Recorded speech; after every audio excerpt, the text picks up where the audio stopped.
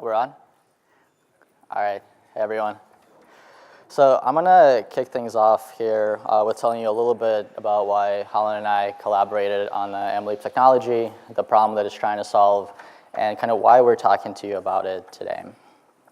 So I'm a data scientist, turned engineer, turned product manager, and spent a lot of my career working on predictive models and algorithms in the automotive and healthcare industries.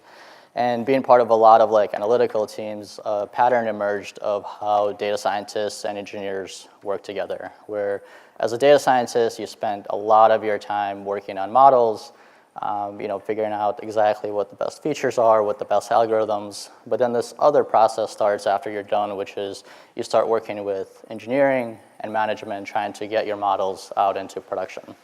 And that process can take, months, and I've been on working teams where it's even taken over a year to get your model out into production. And in today's world where everything is data-driven, it's very fast-moving, not trying to be harsh, but the reality is unless if you're a data scientist and your model's not out in production, it doesn't really mean anything. So our big mission is really how do we enable data scientists and engineers to work closer together. Hey everyone, I'm Holland Wilkins. I work on the other side of things. I sort of work on the data engineering side where I'll take these great models that Mikhail and his data analysts will produce, and then I bring them into a production environment, whether it's in the JVM or Ruby or JavaScript or wherever we need to deploy these models. And I really like working with Mikhail, but I really hate that paradigm of having to recreate so much work. Yeah, so this dynamic that that Holland and I have, where data scientists build the models and then engineers recode them, is not unique just to us. We spent a lot of time talking to companies, both small and large, especially after our last talk at the Spark Summit a couple of months ago. And as I mentioned, not unique just to us. This happens in both large organizations and small organizations. So the whole purpose of MLeap is how do we take your Spark trained models that data scientists work on, and how do we deploy them to production services? So let's talk about the problem a little bit more. And I want to kick it off with this statement. Essentially, the winning technology in the machine learning space will be the one that enables both data scientists and engineers to collaborate on a single platform. And by collaboration, I mean from the very beginning of building out your data pipelines, which means merging your data sets together, enriching the transactions, et cetera, to working on models, building out the feature vectors, selecting the models, and then the third piece, which is missing, deploying them into production. Because as data scientists, I don't know how many of you are statisticians, mathematicians, or data scientists traditionally are in the room, but you already know that you do a lot of that work yourselves today, where your process essentially starts out with you're taking your raw data, you're filtering out your transactions, you're enriching them, you're imputing values, you're building your feature vectors, you're training the models, validating them, testing them. But before anything can be done, essentially the same thing has to happen on the engineering team, and essentially has to be redone or recoded in a production production-ready language. So that's kind of a bummer for data scientists, and then for engineers, there are also two issues. One is that they have to spend a lot of their time recoding these models, and in lots of organizations, it's even simple things like linear regressions. And for machine learning engineers, are in that space, a lot of them are very talented engineers, and it's kind of a waste of their time to be recoding, very simple models. They'd rather be working on bigger systems and more complicated projects. So that's the first issue. And then the second one is that the production level code, the engineers write, it doesn't get reused by data scientists, because data scientists often work on separate systems, whether it be SAS or R or Python scikit-learn. So both kind of data scientists and engineers, we both want to do better. We both want to reuse code, reuse the same data pipelines, and that's really what MLeap is trying to solve. Is how do we alleviate the headaches of rebuilding the models and allow them to be deployed straight into production right after you've trained them in Spark. So before we kind of go into the technical deep dive of MLeap and kind of explain how it works and what's powering it, I do want to address kind of the other technologies that are out there, because they're there, they're very powerful, they're very popular, but one thing I want to be super clear on is how MLeap is different. And also I want to point out that in reality, MLeap is not competing with any of the existing solutions. And also they're not really competing with each other. I think what we're all trying to solve for is what's in column 1 there, which is engineers having to recode these models by hand, whether it be in Python, Ruby, Java, Scala. That's really what we're trying to solve for, is that time that's taken up to recode these models. And kind of like I mentioned, like we've spoken to a lot of companies like startups and even large companies like Microsoft and Dropbox, and recoding models happens like across the board. And it's not just coding them up in something like Java. Like we even see organizations trying to implement algorithms in something like SQL Server. And that's really what we're trying to solve for here, is how do we take those months and like even years of time that's like taken to recode models, and how do we simplify it into something that can be done within minutes, which is something we'll demo right after we give you an intro of like exactly how MLeap works. So just to sort of reiterate what Mikhail was saying, except in different words, we're trying to deploy high-performance API servers, and in order to do that, we need to separate the actual execution of these machine learning pipelines from a Spark context. And we need to make them portable all throughout the JVM, so you can deploy them to an API server, to Kafka, back to a Spark job, into Hadoop, wherever you need to run your machine learning models. We also need them to be highly portable by serializing them to an easy-to-read format and a compact format in certain cases. So that's what MLeap's trying to accomplish. There are 4 core components to MLeap. There's the core module, the runtime, the Spark module, and the latest addition, which is our serialization module, which uses a serialization format that we invented called BundleML. And I'll go into more details about that later. And I'll even show you what that looks like after we run the demo.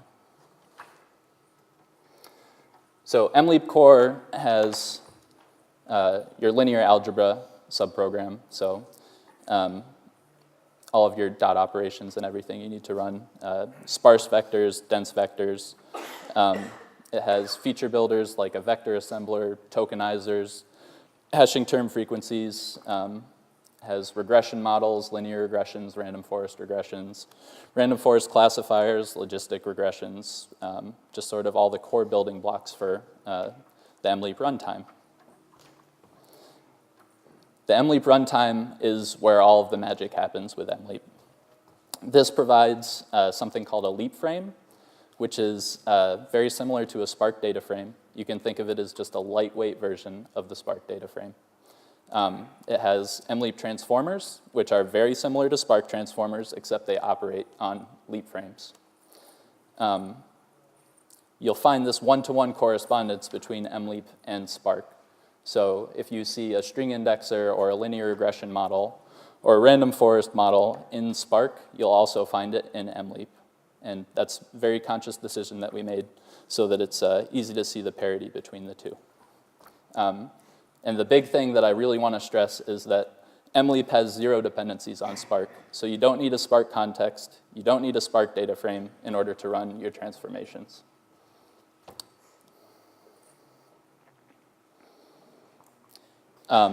This is just a diagram for a proof of concept feature pipeline that we built for MLeap. And we're actually going to go through a demo later that shows us building this pipeline out in Spark and serving it from an API server end to end. And it's a simple feature pipeline. All you're doing is taking some continuous features, assembling them into a vector, scaling them, taking some categorical features, running some string indexers on them, assembling them into a categorical feature vector, and then concatenating everything together and getting your final output feature vector. And that's what you're really interested in, because that's what you feed into a linear regression model or a random forest model.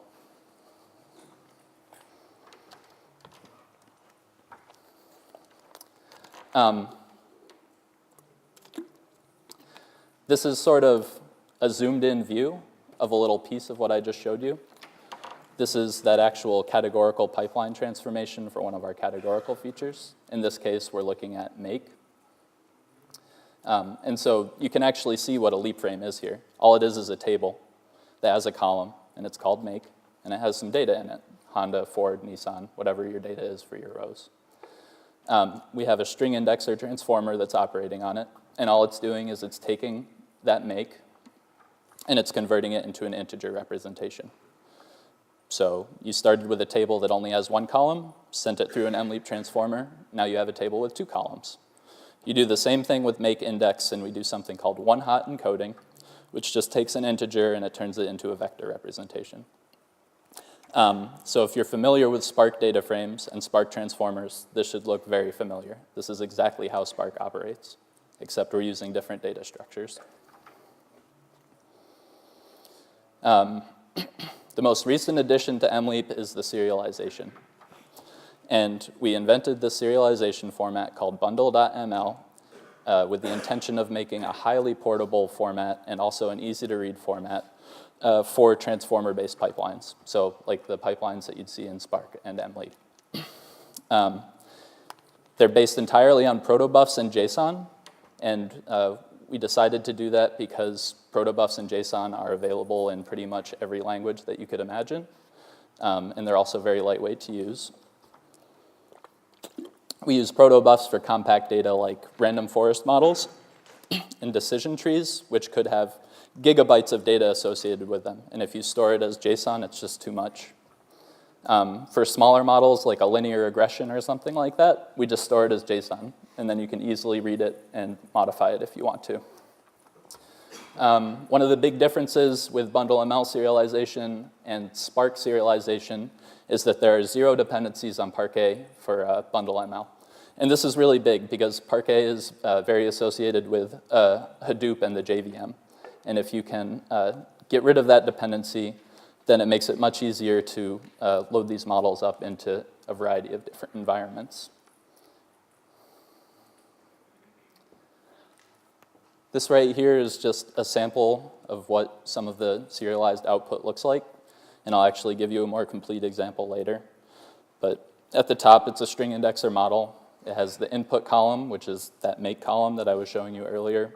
And it has the output column, which is the make index column that I showed you earlier. And it has all of the strings that it knows how to index. Similar thing going on with linear regression model. You have the input features, you have the output prediction column, then you have all of your coefficients and your intercept that you need in order to actually predict things with the linear regression. At the bottom is an actual excerpt from mleap core. That's the actual model that we use to execute a linear regression. It's very simple. It's about 7 lines of code. And you'll find similar models for random forest regressions, string indexers, vector assemblers, all that stuff. And the reason I'm showing this to you is because I want to emphasize that these are really simple models. And if you guys want to add your own, because we don't support something, it's very easy for you to go into mleap core and add your own model, whatever it is.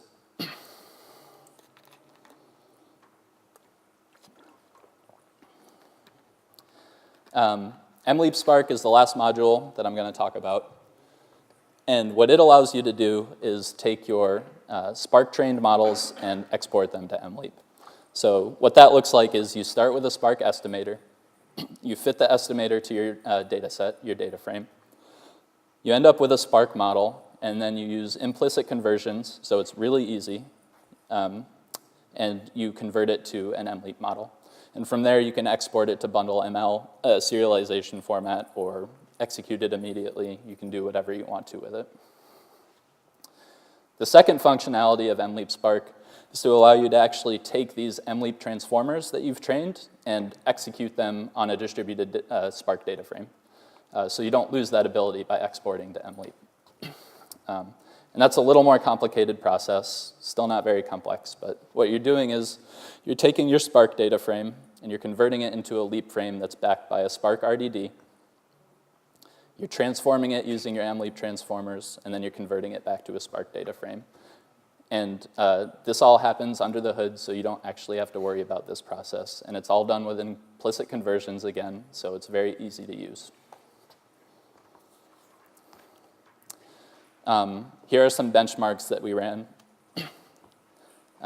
Pretty much what we did is we took a leap frame and we transformed it with that feature pipeline that I just showed you, as well as a random forest model. And we did that 10,000 times to the same leap frame. And then we did the same thing with Spark. We took a Spark data frame, we took a Spark transformer, and we transformed the same Spark data frame 10,000 times. What we found is it took about 11 microseconds for mLeap to execute each individual transformation, and it took about 23.4 milliseconds for the Spark transformers to execute each individual transformation. So what that means is that it took 4 minutes for Spark to transform 10,000 records, whereas it took about 1/10 of a second for mLeap to transform 10,000 records. And these are real-time one-off records. We're trying to simulate what's happening in an API server, where you have users that are sending in data to your API server one at a time, and you're transforming these things one at a time. And this huge difference in speed can be explained by the way that Spark works. Spark data frames are immutable data structures, and every single time you execute your transformers against them, it has to create a logical execution plan for how it's going to do that. And that's really great if you're doing 5 million records at once, because it makes a really efficient execution plan. But if you're doing one-off requests, it's a very, very heavy operation to perform. The other thing that you might notice here is that there's a little dip in performance at the beginning for mLeap, and I'm pretty sure that's just the JVM doing a garbage collect or something like that. I can't really explain that. Yep, and we actually talked to like a couple of companies like before this, and some of them just like, they build Hadoop solutions or Spark solutions, and like a lot of clients actually ask like, can we just take our website and just like point it at Spark, and just essentially to serve one-off requests. And that's actually what we tried to do at first. It was like, well, we have the Spark model, why don't we just persist it in memory and then just point our API to it. And what we got is exactly what you see on the right side here with performance. It's really slow. The first request you get, it takes actually a couple of seconds. Then the subsequent ones get into maybe like 100 milliseconds, and it keeps going down until you kind of see this 23.4 millisecond performance. But for your large-scale API services, that's not really acceptable anymore. So we are going to show you a demo, but before we do that, I just want to talk through like a typical analytics workflow, just to kind of baseline everybody to how Holland and I think about building out analytic pipelines. And for us, it's really a 3-step process. I think a lot of you will find that's kind of how you function as well, where your first step is you're pulling together all the data that's needed for your research data set. Right, you're running your MapReduce, your pig jobs, pulling data sets together, transforming them.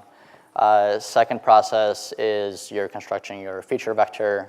You're defining your variables, you're transforming them, you're splitting it up into your training, validation, test data sets. You're figuring out your best models. And again, kind of mentioned this before, typically that's where kind of things stop from a data science perspective, right? As a data scientist, you've got your model.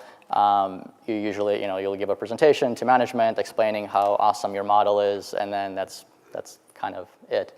So what we want to deliver is this third piece to your process, which is allowing data scientists, engineers to spin up an API service as part of your workflow, either as part of your notebook, which is kind of what we're going to demo in a second, and actually have a real service that can be used by web services, by your mobile apps. And I guess the one thing also to point out, I think we've been talking about how do we open this up to API services, but you can actually take those models and you can plug them in and run them from your MapReduce jobs, from your Spark jobs. You can build them into your pig workflows. Anything for now that runs on the JVM, these things, mLeap can be made essentially into a dependency, and you can run your models. So while Holland pulls up the notebook, just a little bit of a background on the demo. So we traveled from the States. We wanted to stay at an Airbnb here locally just to, save some money. So the big question is, like, how much should we spend on a room in Dublin? And somebody really awesome went out and collected a bunch of Airbnb listings from different countries. I linked like a website up there. So it's not a very huge data set, maybe a couple of 100,000 observations, but like the features in it is price per square foot, kind of the typical information you would see on an Airbnb listing, as well as number of bedrooms, bathrooms, like the square footage, et cetera. So we have this data set already prepped. What you don't see is this notebook right here is actually being powered by a Spark instance in the background. I don't know how many of you have hooked up Spark to Jupyter notebooks or Zapla notebooks. We have some notes on that on how to do that if you want to try it yourself. But we're essentially just going to go through kind of the 6-step process of so like the first one is just loading the data. Kind of I mentioned we did a lot of the prep work ahead of time, so we have a very clean data set with our features already built out. In the second step, we're going to go ahead and explicitly define our continuous features and our categorical features. This is something we may add later to MLeap, so it's just self-discoverable which ones are continuous, which ones are categorical, but right now you have to define them separately. We're also going to go ahead and split the data into training and validation. Not going to go too much into showing the error rates, but you can easily see how that can be done. So let's run that. And then the third step is we're actually going to train 2 models. And the purpose of that is, one, we're going to want to demo how do we load both of those up as API services next to each other, so you can see how prediction results vary. But then also is to kind of give you an idea that if you wanted to, you can construct ensemble methods out of these. So you can have 2, 3, 10 different models running in parallel, and then be able to combine results from all of those in real time. So this is as he's hitting go, it's actually training those models. It's pretty quick because, again, the data set's not terribly large. And then the fourth step is we're going to take those Spark models, and we're going to use implicit conversion to convert them to MLeap models. And then the last step is we're actually going to go ahead and serialize them. And right after this, Helen's actually going to show you what that output looks like. The whole point of this is that it's literally just a few lines of code, and that it's very, very simple to train your models in Spark and then be able to get output like this. Let's also blow it up a little bit. So there we go. Okay. Can everyone see that all right? Well, I guess I haven't actually put anything up there. So this is what your pipeline, that pipeline that we just created actually looks like. And this is using that same diagram of the proof of concept pipeline that I was showing you earlier. So it's serialized to a directory in files right now, but it's very simple with just a line or two of code change to actually serialize this to a really compact zip file if you wanted to. And this is the linear regression that we trained. So if you look at it, you see that we have our continuous features all being assembled into a vector. We're taking those continuous features and we're scaling them based off of their standard deviation. We're taking our categorical features and we're running string indexing on them to convert them into integers. You can see we have 4 categorical features that we're doing that with. And then finally, we're taking all of those categorical feature indices and all of the scaled continuous features, and we're outputting them into a final feature vector. From there, this is our linear regression, which has the input features column, the output prediction column, the coefficients, and the intercept needed to actually execute the linear regression. So very, very simple, very straightforward. And actually, we have some time, so I'll show you what the random forest model looks like too.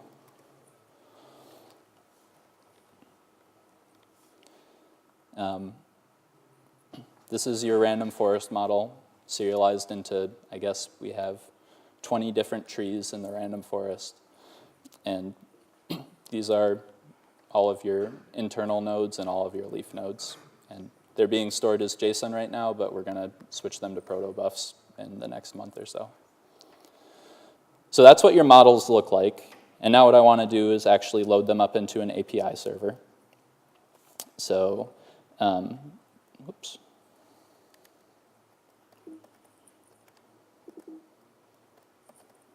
So we're going to load the linear regression up on port 8081. Here, you want to make that bigger a little bit? Oh, yeah, sure.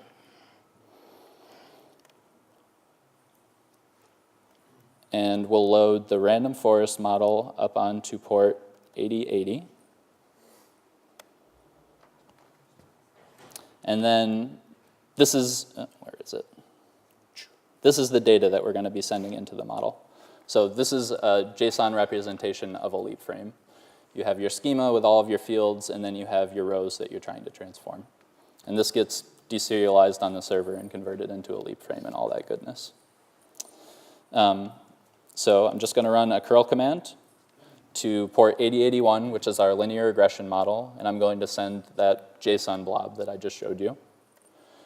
And it's going to transform it in real time, and it's going to predict that for that particular set of features, it thinks that the price per night should be $195.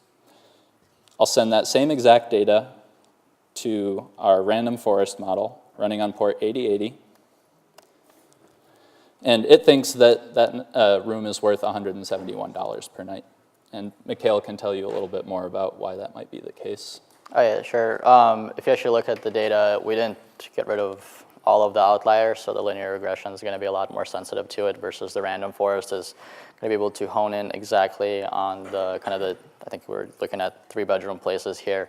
The other thing I want to point out is that, you know, like spinning up these API servers and kind of loading those linear regressions, it's all new to you, but I think the one thing we want to get across is it's like very simple, short blocks of code, and also very clean schemas. So like if you wanted to try it, and we're going to talk about this later, like it should be very easy for you to get started. It's not, you know, giant libraries, like giant code bases that you have to figure out.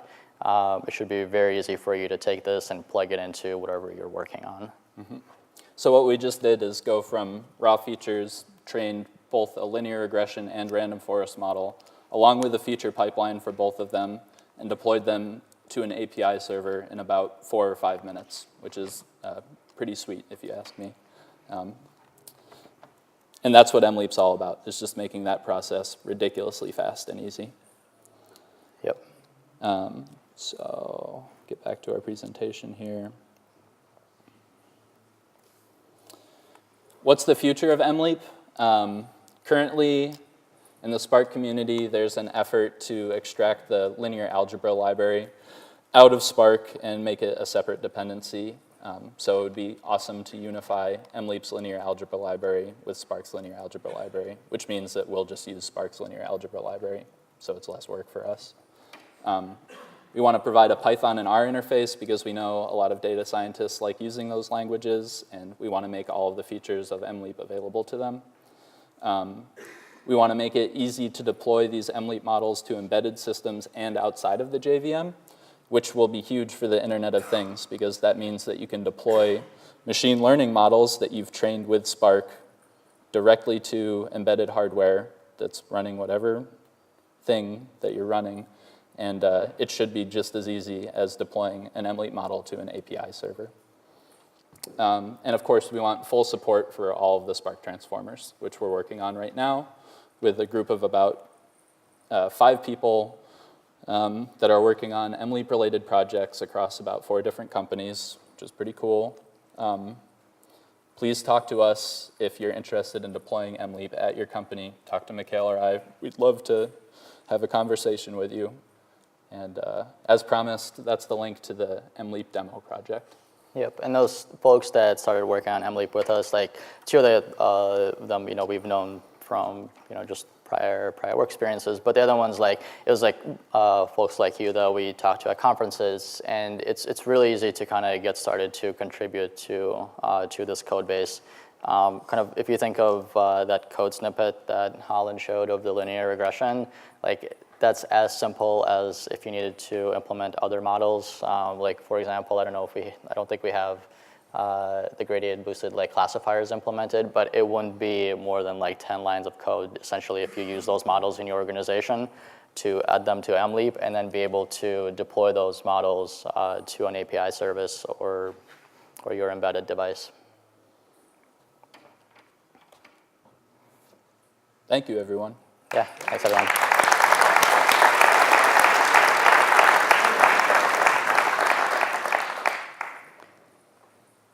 Yeah. It looks to me like you've solved kind of exactly the problem that I've been looking at, which is how we deploy these things into a microservice or a REST interfaces.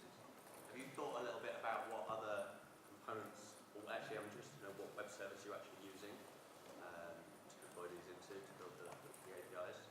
And also, sometimes you need to have like a little operational data store within these microservices as well to kind of store some of that data. Have you kind of thought about the other pieces of those kind of services that you want to deploy? Anything you can share with us? Yeah, so at the company that I work for, TrueCar, we've thought about them, and we've sort of created proprietary software to deal with all of that, and then we've open sourced this MLeap component.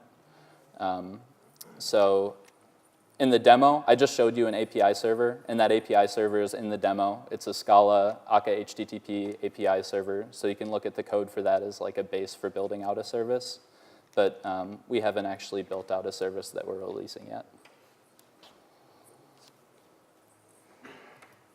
Hi, Stefan from ING. I'm wondering if when you started the project, you evaluated about contributing directly to Spark and make the connection with Spark Streaming to like make the connection between Spark Streaming and MLD. And if you had the idea why, I don't know if you got the question. I just think that you started a project that could have been maybe part of Spark. So Spark Streaming has the issue that you're actually still in batch mode. So you're collecting data for half a second, quarter of a second, 100 milliseconds, whatever it is, and then you're sending it through as a batch of data to get transformed. And that still has a lot of overhead associated with it. So we really want true real-time requests, where you get a request that's just one piece of data and you transform it instantly.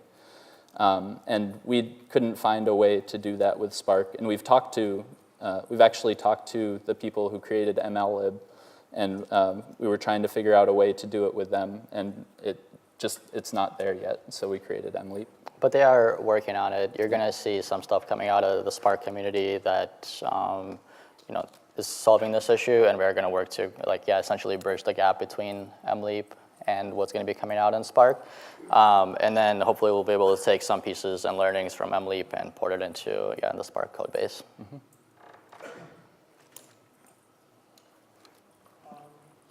You decided to not use PMML.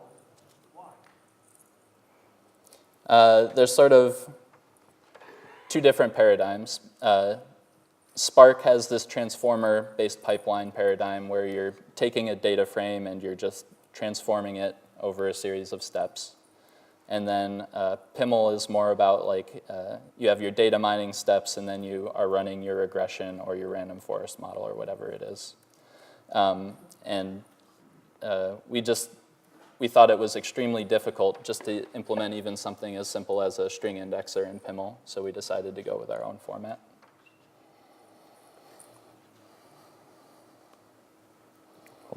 Actually, I think he had a second question, which was thinking about data stores in API servers. I don't know if you want to comment on that as well.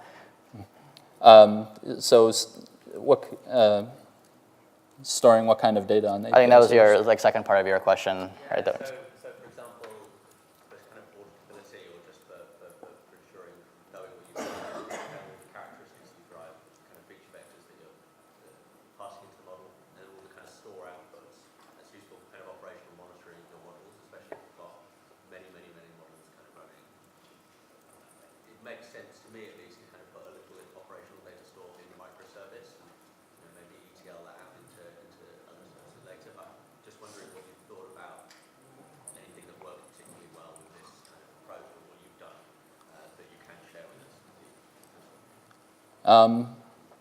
Not yet. I mean, it would be useful to log depending on what your volume is, log a certain percentage of your transactions so you can see how your model's doing and everything like that.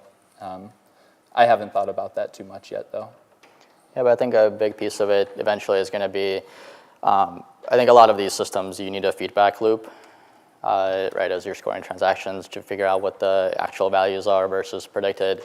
So definitely can see that being part of the future of MLeap is, yeah, how do you build out like some sort of a data store and feed that back into the models? Yep. Cool. Any more questions? I noticed that you've implemented also some regression algorithms in your tool. So what is the use case? Is it that in the real-time scoring, I'm also updating the model? You are encouraging people to go away from Spark and do everything manually? No, so we haven't actually implemented the actual training of any algorithms. What we're kind of going for is we're going to encourage folks to use Spark for training, but then the output of those models is we want to be able to take and be able to allow you to deploy them to API services. So we don't actually do any training in real time. It's only the scoring part of the models that's available in MLeap. Yeah, so then why there is a regression? It seems to be redundant. Oh, that's just the scoring part. Essentially, you're just taking a dot product. Okay, so it's not learning. Yeah, it's not learning. It's using the Breeze library, which is very efficient and very high performant. Cool. No more questions. Thanks, everyone. Thanks, guys.